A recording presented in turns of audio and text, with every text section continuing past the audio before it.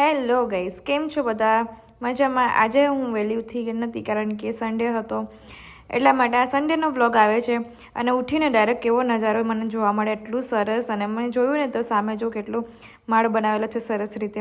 પછી હું આજે રૂમની સફાઈ કરવા માંડી હતી કારણ કે આજે કેટલા દિવસથી સાફ નહોતો કર્યો, તો મેં કીધું ચલો આજે હવે તો સાફ કરી જ લઈએ.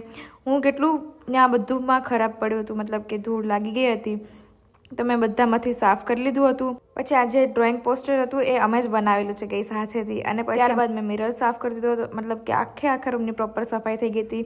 પછી અમે ત્યારબાદ ગયા હતા શૂટ કરવા માટે.